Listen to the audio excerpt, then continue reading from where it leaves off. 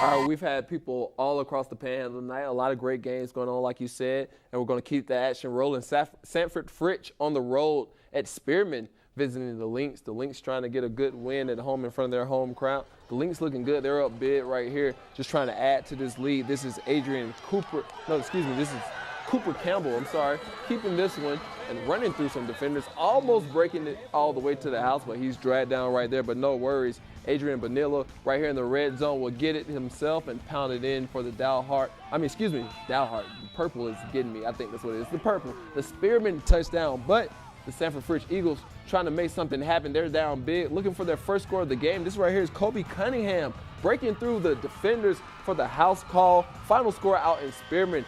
Spearmint wins it 53-6. All right, and how about Panhandle High taking on Memphis High? Little blowout action. Panhandle running back Houston Heck, he's going to have a big year, I'm telling you. He's also a big linebacker and a punter. He's getting interest, carries the ball all the way into the end zone for the touchdown for this nice little score. Then next play, Panhandle running back Jace Edwards breaks away for a long touchdown run, running, and in for the easy Panhandle score. Offense is deadly, man. They look good out there. Oh yeah, too good in fact. But Panhandle quarterback getting some interest. How about Wesley Jones throws a touchdown right next to our photog to the wide receiver Zach Wood for the easy score. Panhandle quarterback again, Wesley Jones throws a long touchdown pass to Zion Mercer. And Panhandle, like I said, little blowout action, 50-7 over Memphis. I don't think an offense can ever look too good. If you're a football coach, you never want to hear that. Your offense can never look too good. The Groover Greyhounds at home hosting the Sunray Bobcats. Jalen Conyers at quarterback in this one, and he'll just keep it himself.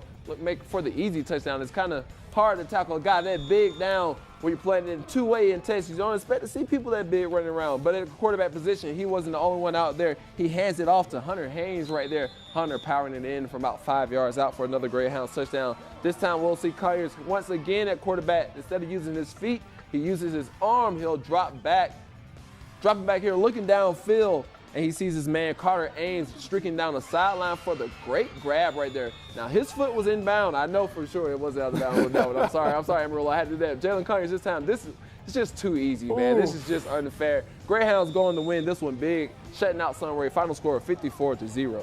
And how about this next game? Tulia taking on Floyd Data. A very defensive first half. I guess all teams can't have great offensive performances, right, Ralph? There you go. All right, well, how about Floyd Data's Mike Delafente takes the ball up the middle for a first down for the Whirlwind. Next play, Delafente again on 3rd and long, tries to find a receiver deep, but instead tucks and runs. Nice job, nice pocket awareness by the quarterback. Out of nothing. Ending up punting it back to Tulia, though. Tulia with the ball now. It's Cade Swinburne throwing a crossing route to Hayden Montgomery, bouncing off tacklers and finding an opening, and no one is going to catch him. You know, might as well put this in fast-forward mode because he is gone for the races.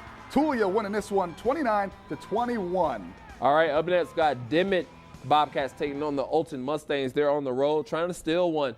Right here, we'll see Ulsan's Jack Alcorn on the first drive. He'll run it in for a touchdown, giving the Mustangs the first lead of the game. Dimmitt, they'll be able to answer back quickly in their first drive, make their way down the field and throw to Nicholas Fuentes, who's wide open right there, tying up the game 7-all. And coach wants a quick answer back. The Mustangs have Alcorn.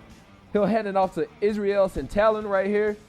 Israel taking it in himself. Final score in this one, though, 52-40, a high-scoring game out there. You know, I guess most games do get to have high. Excuse me, there you go. Yeah, I guess most games do get to have high offensive performances. But let's take a look at some of these 3A scores. Like we said, Friona 69-6 over Bavina. Childress 14-22 losing to Perryton. And how about Canadian 42 over River Road, 42-14, and Muleshul losing 12-43 to New Deal. Littlefield Wildcats also losing 14-48 to Denver City, and Clarendon, they're right now in the third quarter, looks like tied at 6 with Highland Park Hornets. Let's go over to 2A. Shamrock losing this one 23-40 to Trinity Christian. Another 44-point game. Hamlin Pied Pipers defeating Wheeler to 15 points.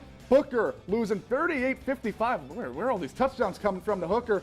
Vega Longhorns 61-0 over Boys Ranch. What a shutout. And look at these last two scores, 32-27 West Texas over the Elks, and Wellington winning this one 34-15 over Frederick.